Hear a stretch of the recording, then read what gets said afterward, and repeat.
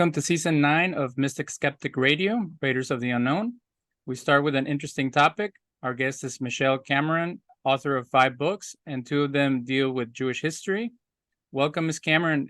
Can you give us a snapshot of your career and your work as an author? Absolutely. And first of all, I'm delighted to be here this morning, David. I started writing Jewish historical fiction after my first book, which was a verse novel about William Shakespeare and had nothing to do with Judaism whatsoever.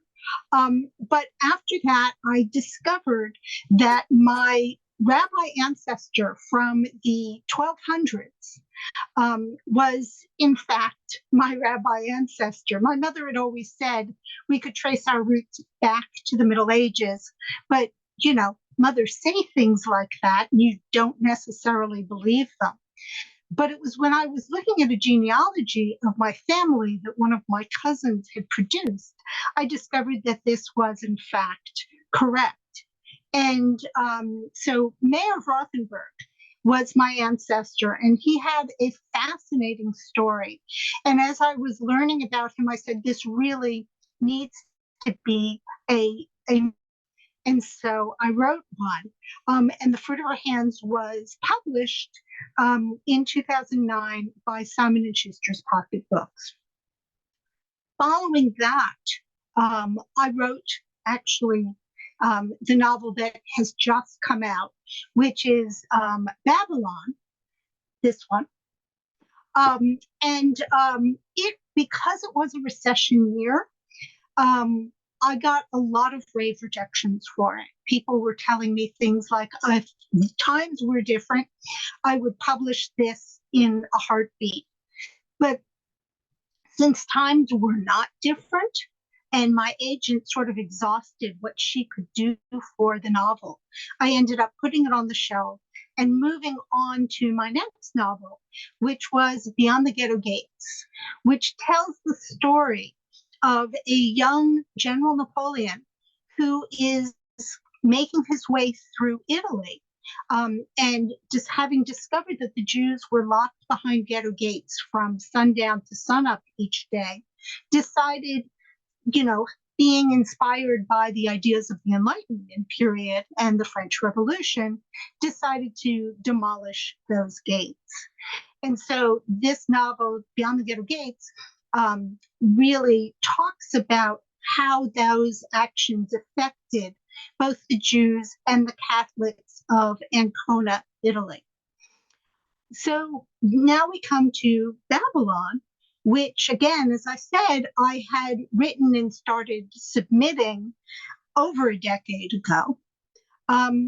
Babylon tells the story of the Jewish captivity of the Judean people in Babylon.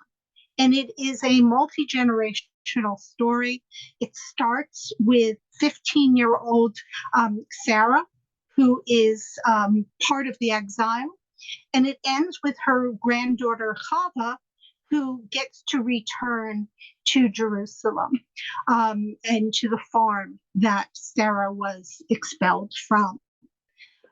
It also, it includes a lot about what it was like for the Judeans in Babylon, you know, and the difficulties they had with keeping faith in their own God for a variety of reasons. And so that's basically, I do have one more book, which is a sequel to Beyond the Ghetto Gates, which is coming out in August 2024. And that tells the story, continues the story of Napoleon, who goes to Egypt and to Israel, and is actually handed his first significant defeat in the city of Akka. I tend to write about periods of Jewish history that very few people know about. And so I enjoy bringing those periods to life and to letting people know what is parts of their history, everyone's history, that that up until this point they were unaware of. Wonderful. So So that's there's kind of, yeah, please. so there's Sorry. three of Jewish interest, and then I want to know about the one about Shakespeare. Can you tell us about that one and also about the fruit of her hands? Okay. So the In the Shadow of the Globe actually came about because I had written 3 novels prior to that. And I am so thrilled that not one of them saw the light of day because I wasn't a good enough writer at that point in time. But one of them I spent a long time researching, and it was a young adult novel about the Globe Theater and William Shakespeare and all of that. And one day, I went with my family to a movie and delighted by it, went home and cried for 2 hours. And that movie, of course, was how can I be blanking on the name right now? Shakespeare in Shakespeare in Love. Love. Shakespeare in Love. So I figured, not being savvy enough in writing, that someone else had stolen my idea. I didn't recognize back then that, in fact, it probably would have helped sell my young adult novel because now people were interested in Shakespeare. But I again put that aside. And then I started, I basically at that point said, I'm giving up. I'm done. I've tried. And I have a full-time job. I have a young family. I'm helping my husband get his advanced degrees, serving as his editor on his various theses. I don't have time to pursue publication. Around that point in time, my youngest son, Alex, was 5, 6 years old. And he's got this innate love of writing. And so he was writing all of these various bits of poetry and stories and composing games, and he was doing it purely for the love of it. And so I looked at him and I said, why did I ever give this up? It's not just about publication, it's also about the joy of creation. So I started to write poetry because, having 2 young sons, poetry is something that you could write a first draft, while you're sitting in the car, at the ball field, or in the karate dojo, and then you can take it home and shape it and enhance it. And I wasn't pursuing publication at all. But then I went to a couple of workshops and people encouraged me, and I started submitting and getting poems published. Around this time, I worked with a woman who, has passed on. Her name was Sandra Gash, and she wrote this beautiful narrative story in poems. And I was working with her on my own poetry and also working with her because she was a brilliant poet, but didn't understand technology at all.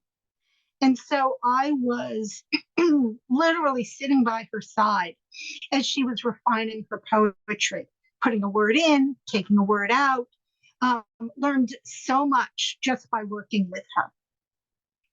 So at that point in time, I said, I've done all this research about William Shakespeare. Maybe I should take that research and start to write poems about him. And that's basically how In the Shadow of the Globe came about.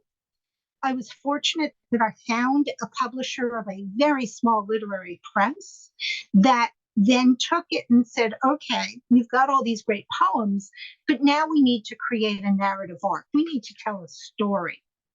And so, working with her, I was able to create this first novel. And she basically said, I'd love to publish it. I don't have any marketing or any distribution. So anything you do, you're going to have to put books in the trunk of your car and go around to events and sell them there. And that, in fact, is what happened. And I really love that process. But of course, with poetry readings, you get a couple of people in the audience. that's when the fruit of her hands started, and I was starting to try to do that as a verse novel, and it refused to listen to me. All of my work seems to have, ideas of their own of what they need to become. And so in the end, I ended up writing it as a full historical novel and never looked back. That's what I focus on now. So what is Fruit of Our Hands about? Of her hands? The fruit of her hands. So it tells the story, as I said, of Mayor of Rothenburg, who was a rabbi in the 1200s. It's told by the point of view of his fictionalized wife.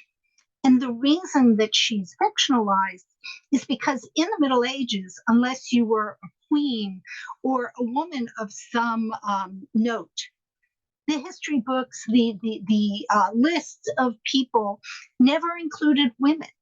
So I had to completely imagine her.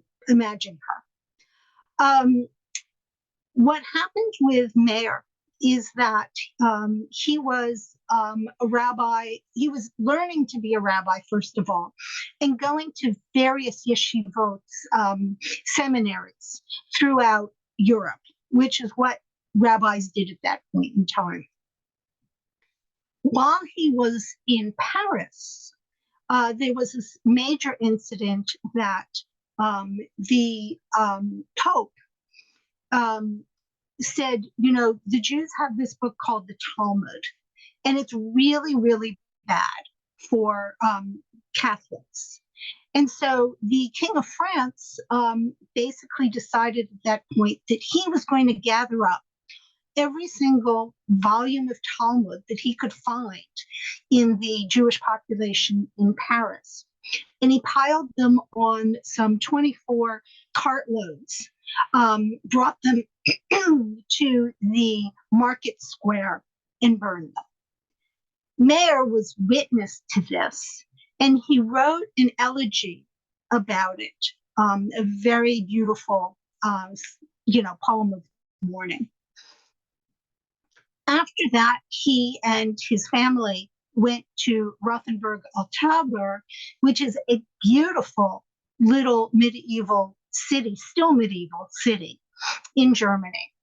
And he established a yeshiva there. He was writing back and forth with other rabbis to deal with certain issues.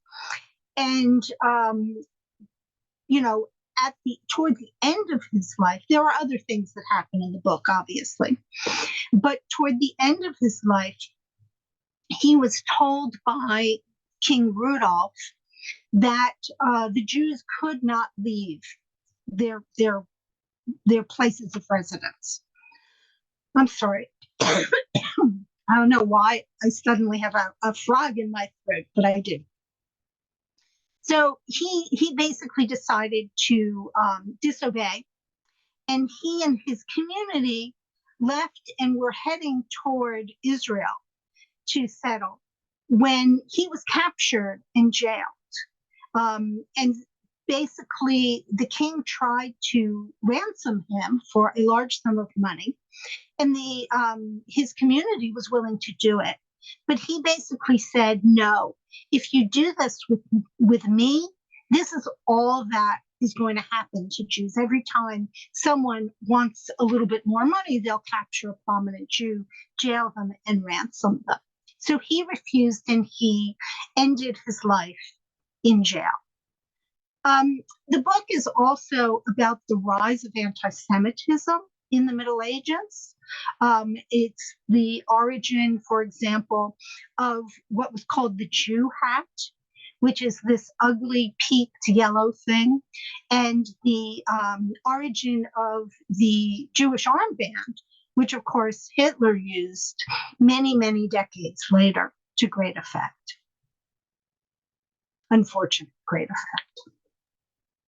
Wow. So that's, I'm so impressed that you can capture all these very important things that people now are questioning, they're dismissing or minimizing.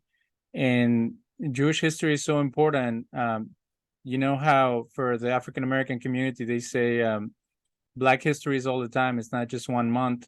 Have you joined other Jewish historical societies or authors in, you're doing it out of love and genealogical research, but do you feel like you're part of a movement to keep these themes and these things in front of us so we don't forget?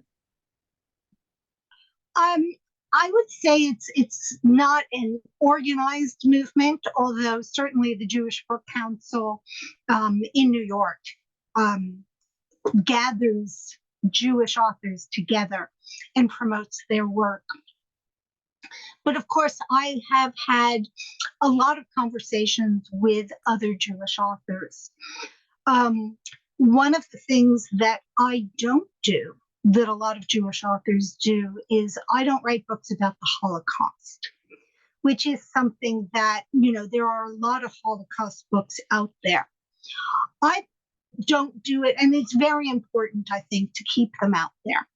I don't do it because half of my mother's family perished in the Holocaust, and I feel like it cuts too deep to the bone. You spend a lot of time with these books, and I don't think I could spend that much time immersed in what happened there. Well, I was privileged to get a copy of Babylon, and I was reading the first chapter and saw a lot of connections with other parts of Jewish history, Masada, and different times where Jews, kind of like your ancestor, decided to take their lives instead of being captured. Is that something a very difficult thing to discuss? I've done some research on it, and there's many factors related to that. But what do you think about this aspect of being victims and being seen by victims by the rest of society? And then when Jews are not victims and are trying to defend themselves or create a more safe environment, it takes people by surprise. Was that something that came to mind when you were writing the first chapter? Yes, no, absolutely. It is very difficult to overcome these inbred prejudices that people have about Judaism. And it's really interesting that back when I was researching The Fruit of Her Hands, and I would look up some of the various biases that medieval people had. For example, that Jews have horns, or that they have a specific smell of sulfur, because they are coming from the devil, basically. So I would start looking up some of this stuff online. And where would I land? I would land on the either fundamentalist websites or on white supremacist websites. And back in 2009, that was a shock. Unfortunately, these days, with the rise of anti-Semitism right now, that is not as much of a shock as it was back then. And it's unfortunate that these tropes about Jews have survived to this day. And in fact, are really moving forward and convincing people that this is true. In terms of being victims versus defending themselves, I mean, this is something very important to me. I I think that, just like everybody else in the world, we deserve a place, we deserve a home, we need to be able to exist just as everyone else does. So has anybody brought up that when you start writing about the Babylonian captivity or any type of return to ancestral land of the Jews, that it kind of stirs up feelings also of, throughout Jewish liturgical tradition and things like that? It's always like, Jerusalem is very special. being part of the place where at one point our kingdoms were there. Are all these things in mind as you're writing about the being expelled, living in exile, returning, all these themes within the book? Yes, oh no, absolutely. My main character, Sarah, longs with all her heart to be able to return to the farm that she was expelled from. And so and this longing has persisted for thousands of years. I mean, the Jews were able to go back because King Cyrus permitted them to go back. They, during the period of the Maccabees, they basically reestablished their own rulership. But then, of course, the Romans came along, and the Romans really expelled the Jewish people. And that was the longest period of exile, those 2,000 years until the state of Israel was established. So, no, absolutely. Babylon was a precursor to what could happen to the Jewish people, what would happen to the Jewish people after the Romans came along. Tell me about the characters in your book. Also, I'm so sorry. Hang on. don't worry. Okay. When you write biblical historical fiction, when you're looking at it as in an objective way, or are you taking the narratives of the Bible at face value and incorporating them to your story? Like, what is the approach for you, as there's many debates about the time periods and the writings and who wrote what? Yes. How does that all work with your characters? Well, first of all, in most of my historical fiction, I create a cast of fictional characters who are reacting to what is happening historically. And so Sarah and the three generations of her family are all fictional characters. But of course, there are historical characters in among the story that I'm telling.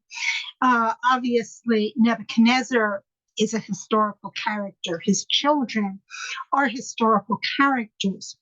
But what historical authors do is that they take the events and then they start to think, what are the emotions of the characters as they're going through this? What personalities must these people have had in order to do the things that they did?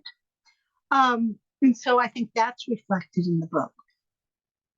In terms of the biblical stories that are interwoven into Babylon, that was definitely a challenge, because what I wanted to do was I wanted to give the biblical stories some credibility in terms of how they could have happened, without necessarily say, yes, well, the Bible aside, this is how they happened.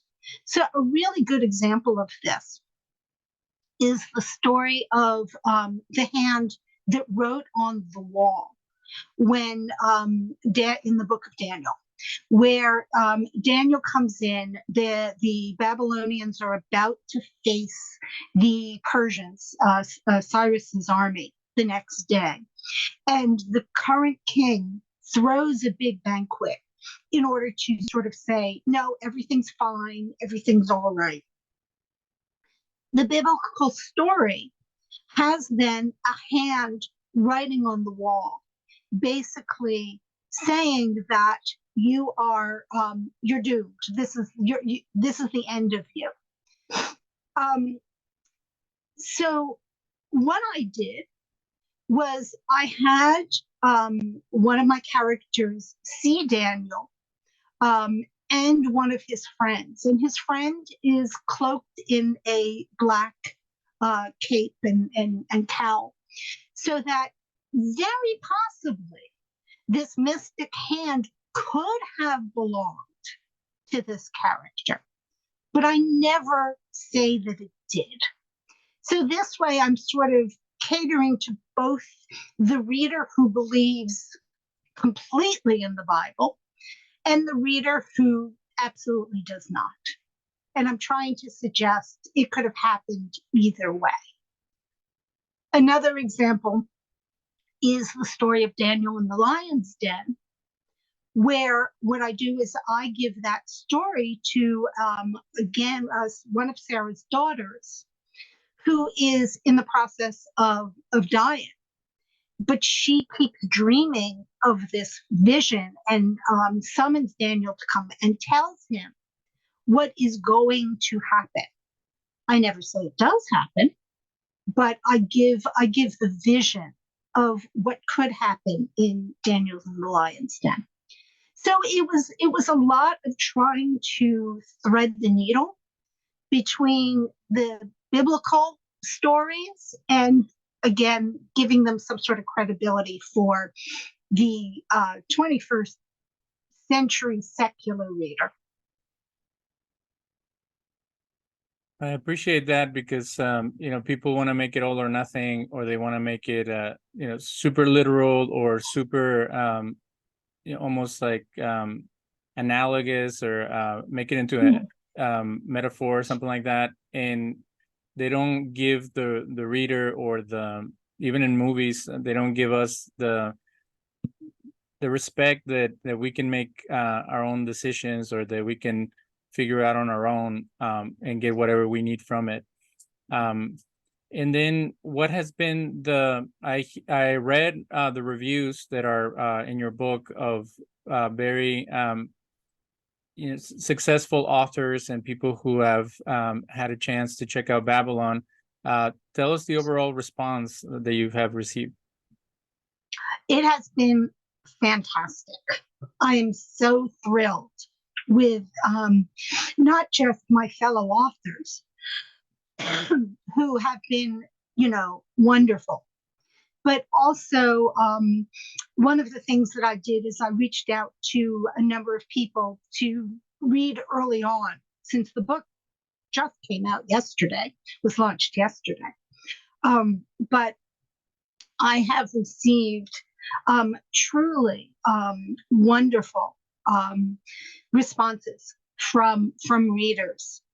And I'm particularly thrilled with the Jerusalem Post review, which starts out talking about how this harkens back to Anita Diamant's Red Tent, which of course is, for anybody delving into a Bible story, is like, this is the top level. And also at the end talks about all the themes in the book and says it all ties together in a lavish story. And I mean, obviously, you can't ask for better than that as a writer.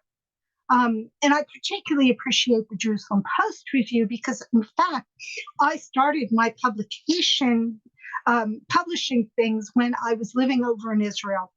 And I was publishing book reviews in the Jerusalem Post. So it's kind of a nice cycle back to my original publications. What can you suggest to authors that are just getting started, not to give up, not to be discouraged? I know that it's like actors and other people that is one of a million that makes it big. Is it worthwhile to try, or is it better to just write for yourself and for the people that you love, as compared to putting yourself out there? So I think that one of the things I would say is it's a lot of hard work to create something that is publishable. And so if you're not willing to put in the work, and if you aren't driven, because most writers I know, especially successful writers, are driven to write. I mean, when people ask me, why do you write? I always say, because I can't not. So there are people who have that inner drive. But you also have to realize that revision and going over this time and time and time again until it feels like you can't do anything further to it, and then handing it to other people who will suggest how you can take it further. That's a critical step if publication is your goal. But of course, publication doesn't have to be your goal. I mean, I spent many years, as I said earlier on, when my son was basically inspiring me to write. I spent many years just writing for myself and sharing that with the people around me. And so you can absolutely, if that's what you want to do, that's absolutely a worthy goal. I am a director of and teach at an organization called the Writers Circle, which we're New Jersey based, but certainly after COVID, we have students from all over the globe, in fact. And we always say we cannot guarantee publication for anyone because publication these days is hard. It is really difficult to find a publisher who is willing to take a chance on an unknown. And so, we say we cannot promise anybody publication, but we can work with you and help you become the best writer that you can be. And it's been a privilege to do that with my students, both children, teens, and adults. What has been the response from the religious community? I don't know if it's in your experience in the Jewish world, is it more open where if you write a book about the Bible, it's not going to be as scrutinized and as in other groups, like that everything has to be verse by verse as accurate as they claim it should be? Is there room for your own interpretation or perspective on the subject? Well, I think one of the really wonderful things about Judaism is that questioning is not only permitted, but it's encouraged. You do have even the most Orthodox Jews. I mean, they sit there and they argue points of the Talmud all the time.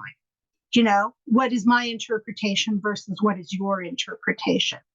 So I do think that there is something about coming up with a new way of thinking about something that is very much accepted in the Jewish religion. I wouldn't say for everyone. I wouldn't say, certainly I'm not expecting very, very, very Orthodox Jews to read Babylon, but I think for the wider community, absolutely. I have had some interesting conversations with Christian readers, and I particularly am interested in having more than my usual Jewish readership read Babylon. Again, I would say that there was a wonderful review which basically said that if you are, a biblical purist, this is not the book for you. And that's really true. But obviously, many, many Christians are not biblical purists. And I think that the shared heritage that we have particularly with the Bible stories, opens up my readership to Christian readers as well as Jewish ones. At least I hope so. Again, I'm taking a leaf out of Anita Diamant's book, Experience with the Red Tent. I read many, many years ago that the Red Tent was about to be remaindered. In other words, the publisher was about to take the book and turn it into mulch. When she said, look, this is ridiculous, and she reached out to Christian clergy and encouraged them to read the book. And that way, the book went from being remaindered to being a national bestseller. Now, Obviously, I would love for Babylon to become a national bestseller, but right now, my biggest hope for the book is that Jews and Christians will be able to read it and enjoy it and take something from it and see our shared biblical heritage, because it really is just that. We're coming to a break. I would like to talk on the other side of the show about the importance of women characters, especially like you said, where women weren't depicted. There are some exceptions in the Bible where there's a few women matriarchs, prophetesses, leaders that are depicted. But why is it important to portray what's happening from a woman's point of view? And then, as you were saying, in interfaith relations, trying to get the message outside of your own group of people, so other people can be educated about our history and what has happened. And I know that the Holocaust is a sensitive subject, but just a quick story.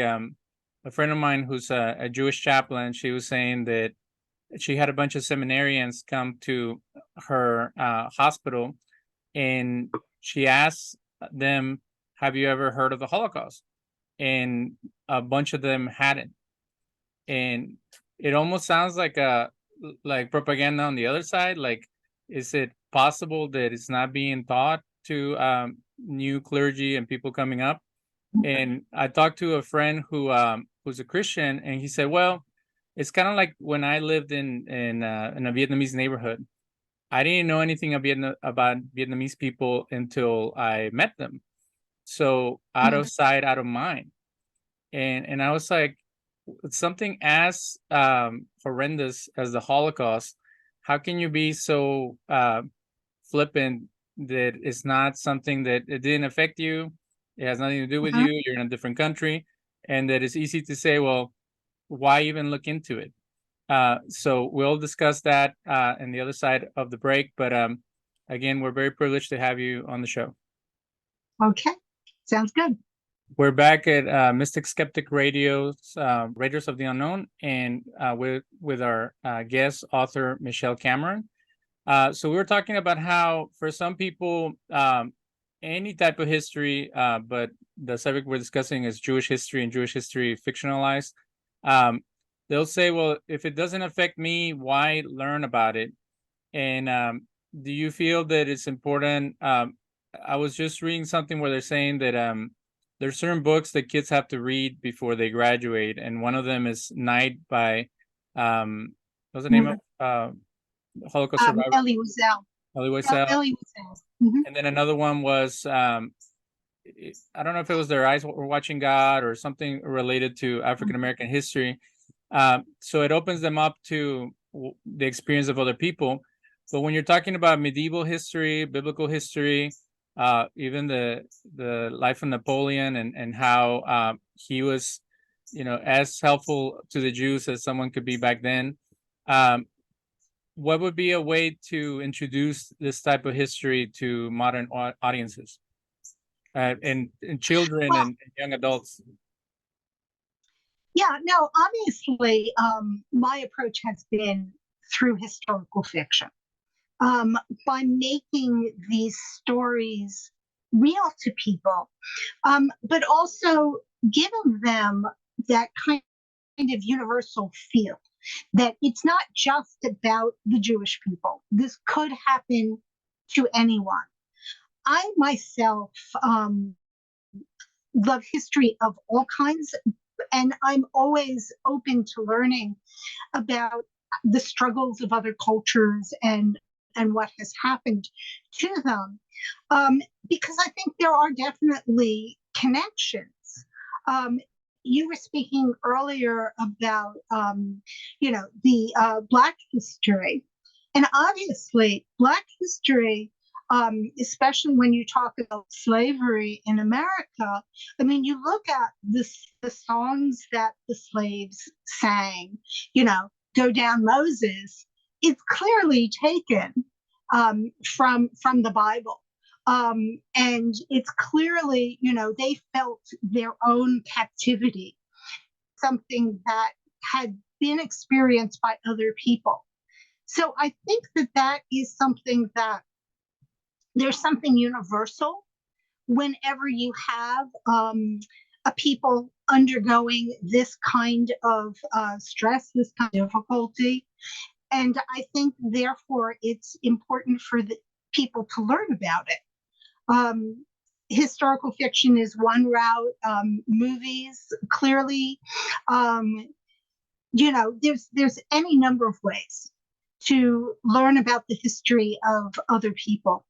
And I just feel like it is important to help people understand what the conflicts were, what the crises were, and how it might eventually apply to their own experience, even if they feel like it's outside of their experience right now.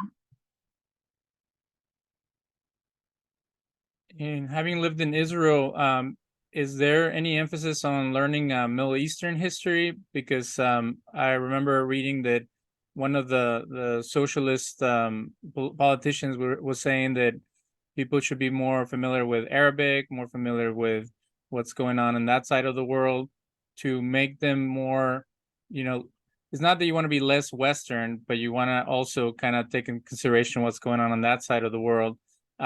So it's like a fuller perspective.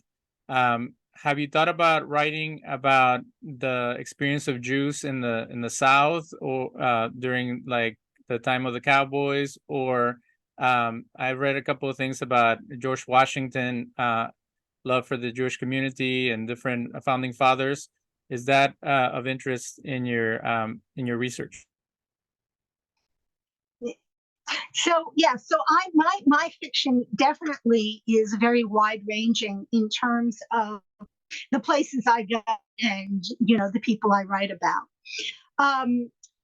So for the first part of your question, yes, I do think that in Israel there could be a greater emphasis on the people surrounding them in schools and things like that. At least when I went to school there, because I did finish high school there.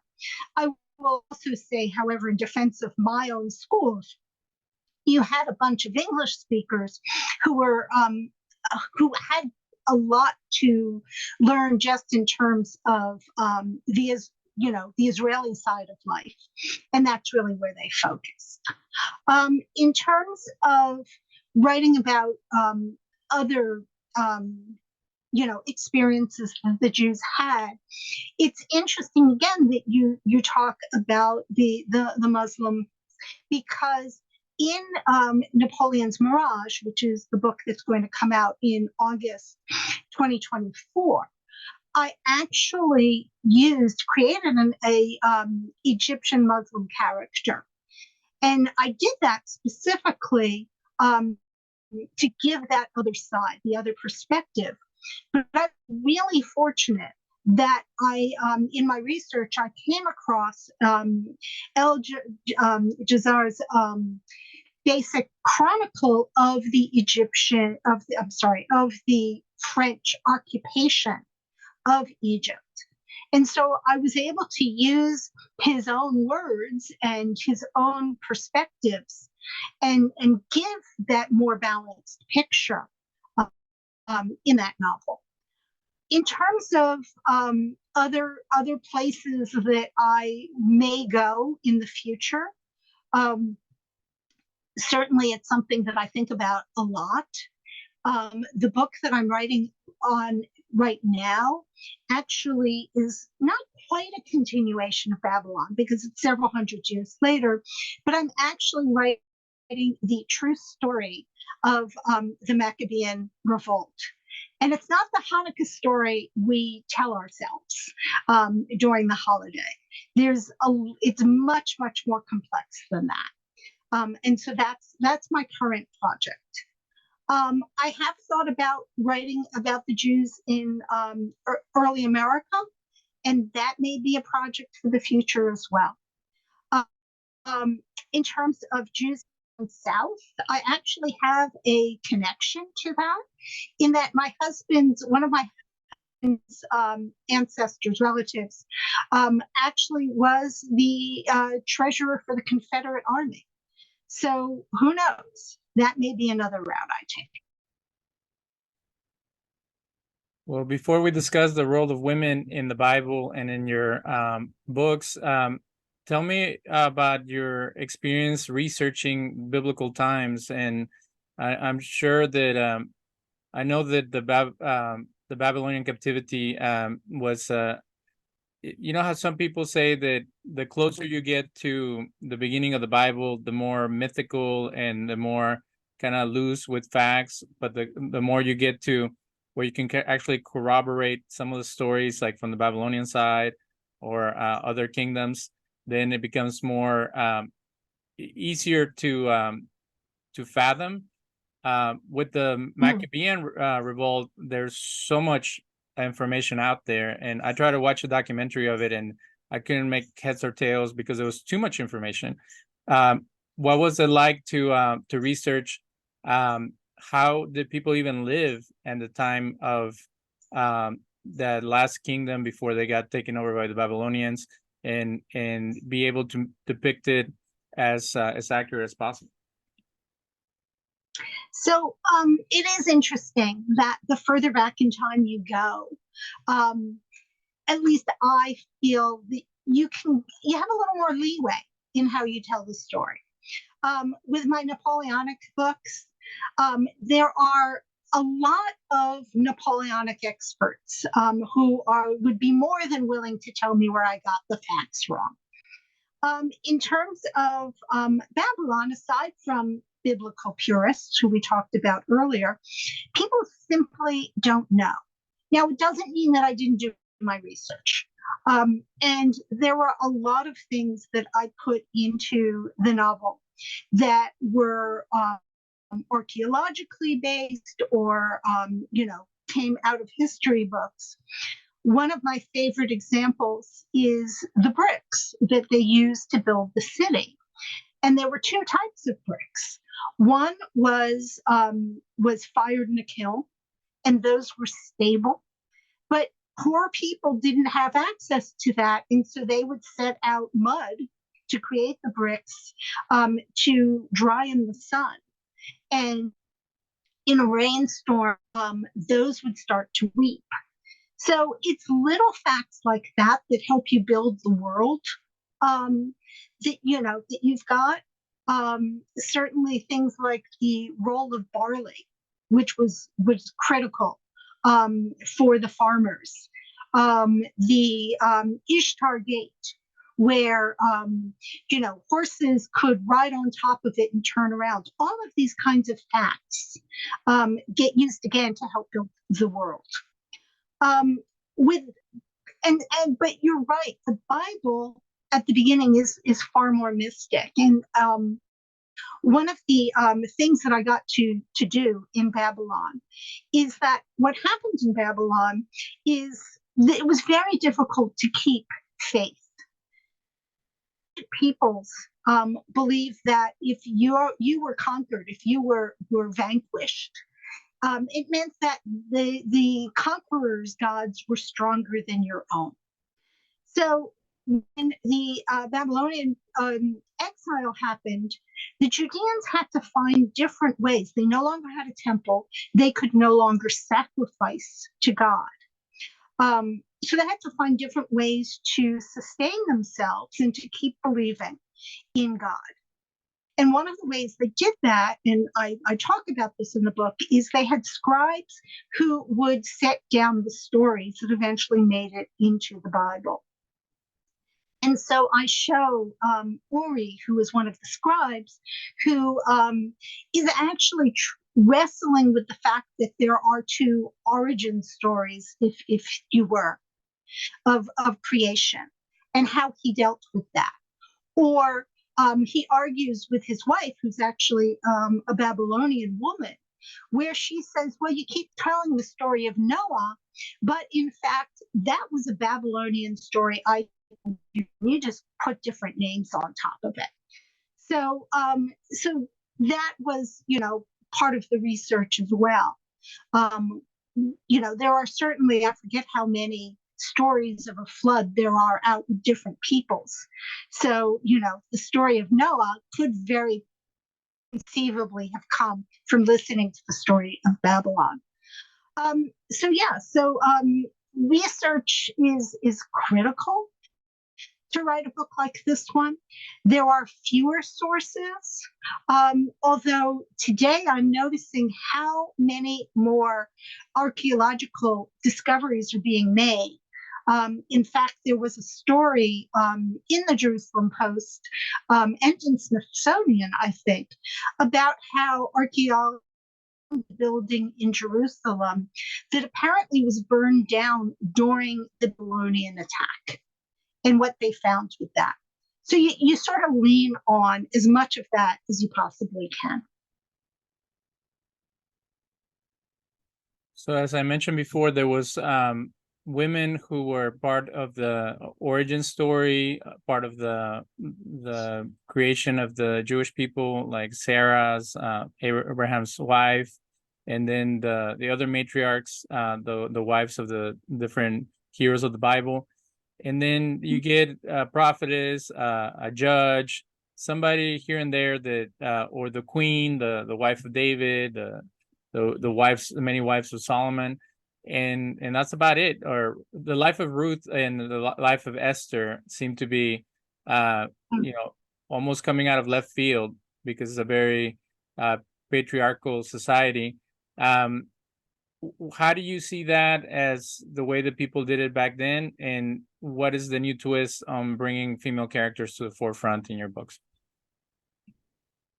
So, really, I think that women have gotten shortchanged in history a lot. As I said, for The Fruit of Her Hands, I created a fictional character mainly because we never learned who Mayor's wife was. Never named. But you're right in that there's many, many more stories being told from a woman's perspective.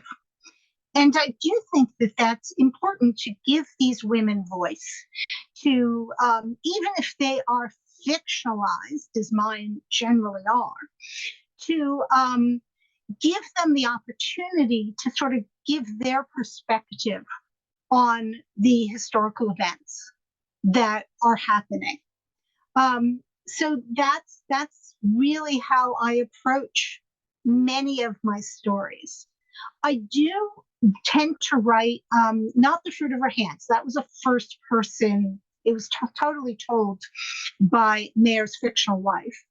But every other book I've written are they're ensemble books. They're told not just by the women, but also by the male characters. And so I try and capture that. In Babylon, for example, when Uri, the scribe that I'm talking about, is thinking about marrying this Babylonian woman, he's a little dismissive of her in terms of, she seems to break it off. Why should she do that? She's just a woman. And so you do get sort of the male attitudes, but hopefully, most of the men in my novels come around to appreciating the women in their lives. And to end our interview, tell us a little bit about the first character that is described in your book, other than the young lady, the dad. How do you build a character? Like, you have this very strong man who can be seen as aggressive and pushy, but he can also be seen as a hero fighting for his family.